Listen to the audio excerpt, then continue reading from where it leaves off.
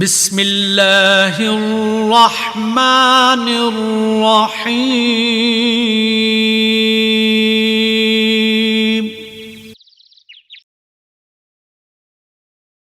اعوذ باللہ من الشیطان الرجیم۔ بسم اللہ الرحمن الرحیم۔ آسان درس قرآن میں آج ہمارا درس سورۃ اللہب آیت نمبر 1 تا 5 ہوگا۔ سورت کا ترجمہ سمجھنے سے پہلے اس کا شان نزول کا سمجھنا انتہائی اہم اور ضروری ہوتا ہے۔ سورۃ اللہب کا شان نزول کچھ یوں ہے کہ حضرت محمد رسول اللہ خاتم النبیین صلی اللہ تعالی علیہ وسلم پر جب یہ آیت وَأَنذِرْ عَشِيرَتَكَ الْأَقْرَبِينَ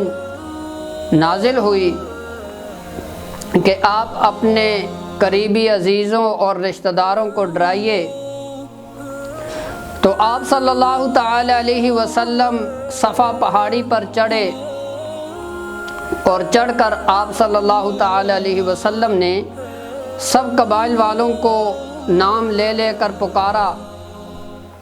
اور سارے قبیلے والے وہاں پر اکٹھے ہو گئے۔ آپ صلی اللہ تعالی علیہ وسلم نے ان کو خطاب کیا اور خطاب کر کے فرمایا کہ بھلا بتلاؤ کہ اگر میں تم سے یہ کہوں کہ اس پہاڑی کے پیچھے سے لشکر آ رہا ہے جو تم پر حملہ کرنا چاہتا ہے، کیا تم میری تصدیق کرو گے، میری بات پر یقین کرو گے؟ تو سب قبائل نے بیک زبان ہو کر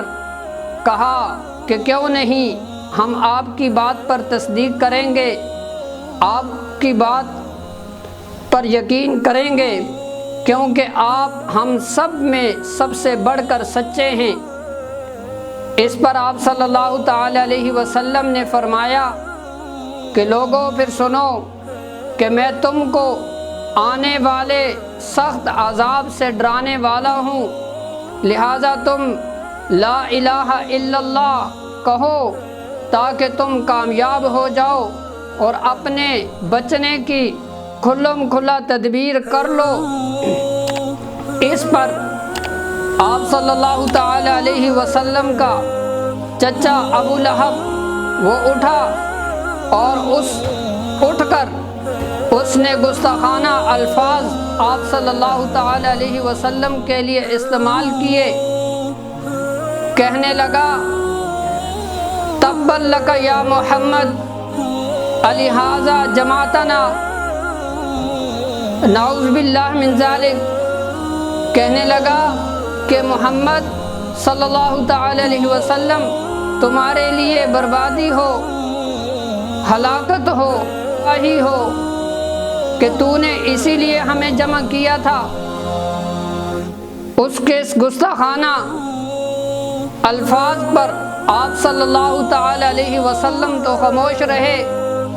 لیکن غیرت الہیہ اپنے حبیب کے خلاف ایسے گستاخانہ الفاظ پر کیسے خاموش رہ سکتی تھی؟ فوراً اللہ تعالی نے آپ صلی اللہ تعالی علیہ وسلم پر یہ سورۃ اللہب نازل فرمائی اور اس میں ابو لہب کی مذمت بیان فرمائی اور اس کی ہلاکت، تباہی و بربادی، ذلت و رسوائی کی پیشن گوئی فرمائی۔ تو یہ اس سورت کا شان نزول ہے۔ اب چونکہ آپ لوگوں کو شان نزول سمجھ میں آ گیا ہے، تو شان نزول جب سمجھ میں آ جاتا ہے تو اس کے بعد ترجمے کا سمجھنا وہ آسان ہو جاتا ہے۔ تو پہلے ہم لفظی ترجمہ کریں گے۔ تبت یدا ابی لہب وتب، تبت اللہ تعالی ارشاد فرما رہے ہیں تبت ٹوٹ جائیں، یدا دونوں ہاتھ، ابی لہب ابو لہب کے، وتب اور وہ ہلاک ہو گیا۔ ما اغنا نہ فائدہ دیا عنہ اس کو، مالہ اس کے مال نے، وما اور جو کچھ کسبا اس نے کمایا، سیصلا وہ ضرور داخل ہوگا، نارن ایسی آگ میں، ذات لہب جو شعلوں والی ہے، وامرأتہ اور اس کی بیوی بھی، حمالۃ الحطب جو لکڑیاں اٹھانے والی ہے، فی جیدہا اس کی گردن میں، حبل رسی ہے، من مسد مونج کی۔ یہ لفظی ترجمہ آپ لوگوں کے سامنے آ گیا۔ اب با محاورہ اور مفہومی ترجمہ کرتے ہیں۔ تبت یدا ابی لہب و تب، اللہ تعالیٰ ارشاد فرما رہے ہیں ٹوٹ جائیں، تبت ٹوٹ جائیں، یدا دونوں ہاتھ، ابی لہب ابو لہب کے، و تب اور وہ ہلاک ہو گیا، ما اغنا عنہ مالہ وما کسب، ما اغنا نہ فائدہ دیا، عنہ اس کو، مالہ اس کے مال نے، وما کسب اور جو کچھ اس نے کمایا، سیصلا نارن ذات لہب، سیصلا وہ ضرور داخل ہوگا، نارن ایسی آگ میں، ذات لہب جو شعلوں والی ہے، وامرأتہ حمالۃ الحطب، وامرأتہ اور اس کی بیوی بھی، حمالۃ الحطب جو لکڑیاں اٹھانے والی ہے، فی جیدہا حبل من مسد اس کی گردن میں، حبل رسی ہوگی، من مسد مونج کی۔ تو یہ مفہومی ترجمہ آپ لوگوں کے سامنے آیا کہ اللہ تعالیٰ نے فرمایا کہ ٹوٹ جائے دونوں ہاتھ ابو لہب کے، اور وہ ہلاک ہو گیا، نہ فائدہ دیا اس کو اس کے مال نے، اور جو کچھ اس نے کمایا، وہ ضرور داخل ہوگا ایسی آگ میں جو شعلوں والی ہے، اور اس کی بیوی بھی جو لکڑیاں اٹھانے والی ہے، اس کی گردن میں رسی ہوگی مونج کی۔ شان نزول بھی آپ لوگوں کے سامنے آیا، اس کے بعد لفظی ترجمہ اور مفہومی ترجمہ۔ اب ہم تفسیر کی طرف آتے ہیں۔ اللہ تعالیٰ نے ابو لہب کے گستاخانہ جملے پر اس سورت کو نازل فرمایا، اور اللہ تعالیٰ نے فرمایا تبت یدا ابی لہب و تب، ٹوٹ جائیں دونوں ہاتھ ابو لہب کے، اور وہ ہلاک ہو گیا۔ تبا وہ ہلاک ہو گیا، یعنی اس میں پیشن گوئی فرما دی کہ ذلت و رسوائی، تباہی و بربادی، ہلاکت اب اس کے مقدر میں لکھی جا چکی ہے۔ تو اللہ تعالیٰ نے ابو لہب کی ہلاکت و تباہی و بربادی کا اللہ تعالیٰ نے پیشن گوئی فرما دی۔ اس کا نام عبد العزیٰ تھا، اصل نام عبد العزیٰ تھا، یہ کنیت ابو لہب اس کی کنیت تھی، یہ کنیت سے مشہور تھا۔ لہب چونکہ آگ کے شعلے کو کہتے ہیں، تو اس کا جو چہرہ تھا وہ سرخ چمک دمک والا، جس طرح آگ کا شعلہ ہوتا ہے اس طرح جو ہے اس کا چہرہ تھا، تو اس لیے اس کی کنیت ہی ابو لہب پڑ گئی، تو نام اس کا عبد العزیٰ تھا۔ یہ آپ صلی اللہ تعالی علیہ وسلم کا حقیقی چچا تھا۔ آپ صلی اللہ تعالی علیہ وسلم کے 9 چچا تھے، 9 میں سے صرف 2 مسلمان ہوئے، حضرت حمزہ رضی اللہ تعالیٰ عنہ اور حضرت عباس رضی اللہ تعالیٰ عنہ۔ باقی جو 7 چچا تھے وہ کفر کی حالت میں ہی مر گئے۔ حالانکہ حضرت ابو طالب نے آپ صلی اللہ تعالی علیہ وسلم کی 10 سال تک خدمت کی، لیکن وہ بھی کفر کی حالت میں ہی مرا۔ تو ابو لہب اس کی کنیت تھی، اصل نام اس کا عبد العزیٰ تھا۔ یہ آپ صلی اللہ تعالی علیہ وسلم کا انتہائی سخت ترین دشمن تھا۔ آپ صلی اللہ تعالی علیہ وسلم جب کہیں جاتے دعوت دین دینے کے لیے، دعوت اسلام دینے کے لیے جب نکلتے تو یہ پیچھے پیچھے ہوتا۔ ایک راوی فرماتے ہیں کہ ایک مرتبہ میں نے دیکھا کہ ایک بندہ آگے جا رہا ہے اور وہ کلمے کی دعوت دے رہا ہے، لا الہ الا اللہ محمد رسول اللہ، لوگوں سے کہہ رہا ہے کہ لا الہ الا اللہ محمد رسول اللہ پڑھ لو تم کامیاب ہو جاؤ گے۔ پیچھے سے ایک شخص اس کے پیچھے ہے اور وہ کہتا جا رہا ہے کہ اس کی بات کو مت مانو، اس کی بات کو مت سنو، یہ تو نعوذ باللہ مجنون ہے، یہ تو جھوٹا ہے۔ تو میں نے پوچھا کسی سے کہ یہ آگے جو جا رہا ہے یہ کون ہے اور جو پیچھے ہے وہ کون ہے؟ تو مجھے بتایا کہ جو آگے جا رہا ہے وہ محمد صلی اللہ تعالی علیہ وسلم ہے، اور جو پیچھے جو جا رہا ہے وہ جو کہہ رہا ہے کہ اس کی بات کو مت مانو اور پتھر مار رہا ہے، اور وہ اس محمد کا چچا ابو لہب ہے۔ تو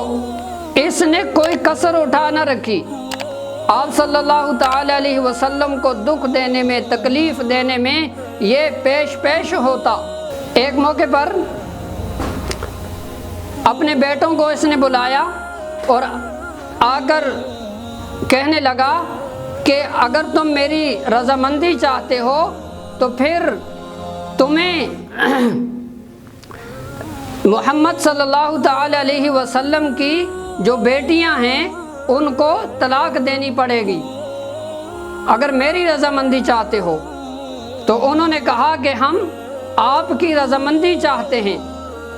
تو اس پر جو اس کا بیٹا عتبہ تھا وہ تو خاموش رہا، جو دوسرا بیٹا عتیبہ تھا وہ فوراً اٹھا اور اٹھ کر آپ صلی اللہ تعالی علیہ وسلم کے پاس آیا۔ آپ صلی اللہ علیہ وسلم ایک مجلس میں تھے، اس مجلس میں آ کر اس نے آپ صلی اللہ تعالی علیہ وسلم کے خلاف گستاخانہ الفاظ بھی استعمال کیے اور آ کر کہنے لگا کہ محمد میں نے تمہاری بیٹی کو طلاق دی، نعوذ باللہ، اور آپ صلی اللہ تعالی علیہ وسلم کے چہرے مبارک کی طرف اپنا رخ کر کے آپ صلی اللہ تعالی وسلم کی طرف اس نے تھوک دیا۔ اس پر آپ صلی اللہ تعالی علیہ وسلم نے اس کو بدعا دی اور فرمایا اللہم سلط علیہ کلبا من کلابک، اے اللہ تو اس پر اپنے کتوں میں سے کوئی کتا چھوڑ دے۔ تو اسی طرح پھر اس کے ساتھ ہوا، وہ شام کے سفر میں تھا،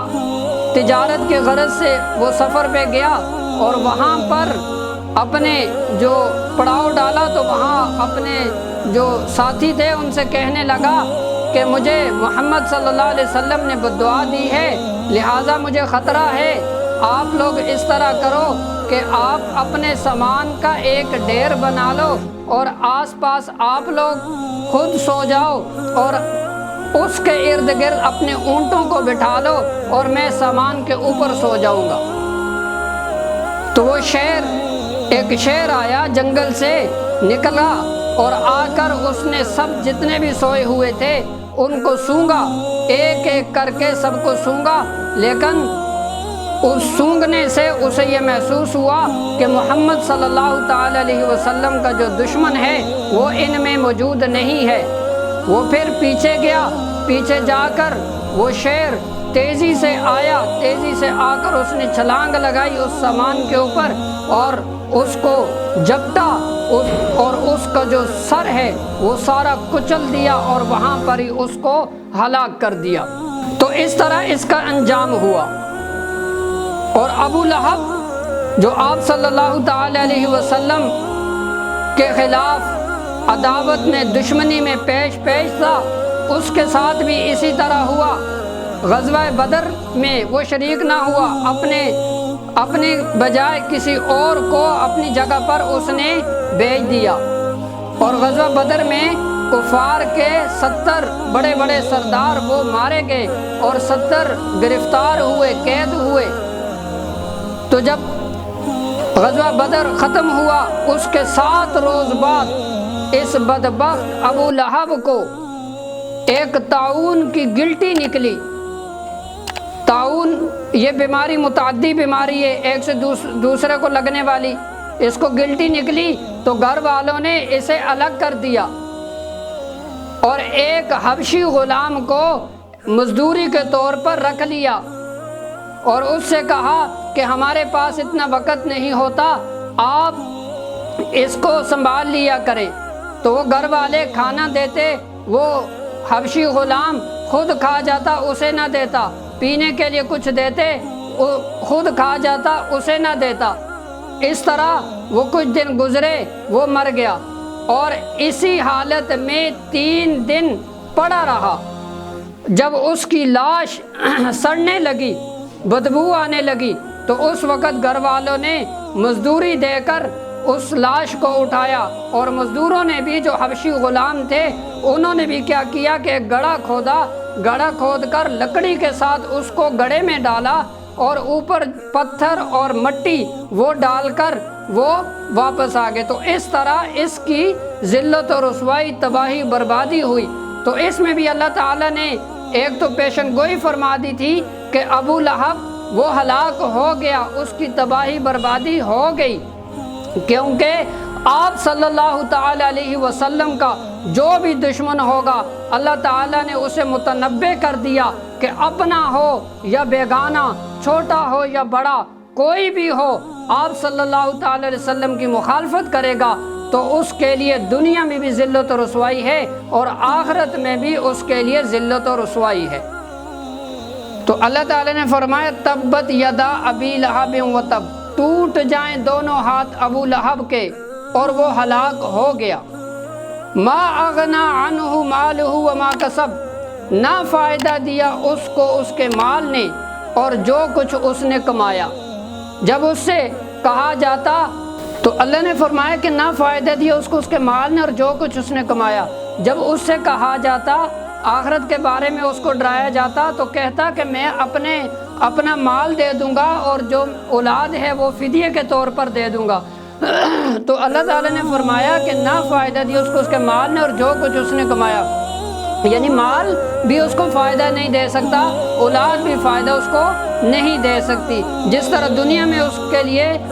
ذلت و رسوائی ہوئی، آخرت میں بھی اس کے لیے یہی ہے۔ تو فرمایا سیصلی نارا ذات لہب، وہ ضرور داخل ہوگا ایسی آگ میں جو شعلوں والی ہے۔ دنیا میں تو ذلت و رسوائی ہوئی، آخرت میں اس کے لیے شعلوں والی آگ تیار کر رکھی ہے۔ وامرأتہ حمالۃ الحطب، اور اس کی بیوی بھی جو لکڑیاں اٹھانے والی ہے۔ آپ صلی اللہ تعالی علیہ وسلم کی انتہائی سخت ترین یہ بھی دشمن تھی کہ آپ صلی اللہ علیہ وسلم کو دکھ پہنچانے کے لیے، تکلیف پہنچانے کے لیے، درد پہنچانے کے لیے یہ جنگل میں جاتی اور وہاں جا کر یہ خاردار لکڑیاں اٹھا کر لاتی اور کانٹے دار لکڑیاں اٹھا کر لاتی، آ کر آپ صلی اللہ تعالی علیہ وسلم کے راستے میں وہاں بچھا دیتی تاکہ آپ صلی اللہ علیہ وسلم جب صبح نماز کے لیے نکلیں اندھیرے میں تو آپ صلی اللہ علیہ وسلم کو وہ کانٹے چبھیں۔ تو فرمایا کہ اس کی بیوی جو لکڑیاں اٹھانے والی ہے، فی جیدہا حبل من مسد، اس کی گردن میں رسی ہوگی مونج کی۔ ایک تو حمالۃ الحطب کا ایک معنی تو لکڑیاں اٹھانے والی، اور دوسرا اس کا معنی کیا گیا چغلی کھانے والی، چونکہ یہ چغل خور بھی تھی، اور چغلی سے کیا ہوتا ہے، آگ جو ہے وہ بھڑکتی ہے بھائیوں کے درمیان، دوستوں کے درمیان، اور جو ہے وہ بندوں کے درمیان چغلی سے بھی آگ لگتی ہے۔ تو اس لیے فرمایا کہ اس کی بیوی جو لکڑیاں اٹھانے والی ہے۔ ایک اس کا معنی جو آپ صلی اللہ علیہ وسلم کے راستے میں کانٹے دار جو لکڑیاں تھی وہ بچھاتی تھی، اور دوسرا چغلی کھاتی تھی۔ آگے فرمایا کہ اس کی گردن میں رسی ہوگی مونج کی۔ تو یہ اسی طرح اس کی بھی ذلت و رسوائی ہوئی، یہ لکڑیاں اٹھا کر واپس آ رہی تھی تو اس وقت جو جس رسی کے ساتھ لکڑیوں کو باندھتے تھے وہ رسی نیچے لٹکا لیا کرتے تھے گردن کی طرف، تو یہ لکڑیاں اس نے اٹھائی ہوئی تھی، وہ لکڑیاں پیچھے کی طرف گری اور وہی جو رسی تھی اس کے لیے وہ پھندا بن گئی اور گلا گھونٹ کر وہ مر گئی اسی طرح۔ تو اس کی گردن میں رسی ہوگی مونج کی۔ تو اس صورت میں ابو لہب کی ہلاکت و بربادی کو ذکر کیا گیا کہ ابو لہب وہ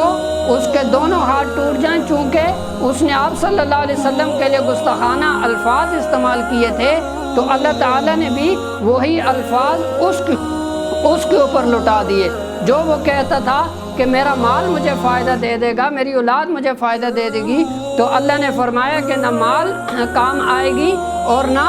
جو اولاد ہے وہ کام آئے گا، اور اس کا انجام وہ بتا دیا کہ وہ جس طرح اس کی کنیت ابو لہب ہے تو اسی طرح وہ شعلوں والی آگ میں اس کا انجام ہے، اور اس کی بیوی کا بھی وہی انجام ہے کہ جو ابو لہب کا ہوگا۔ السلام علیکم ورحمۃ اللہ وبرکاتہ۔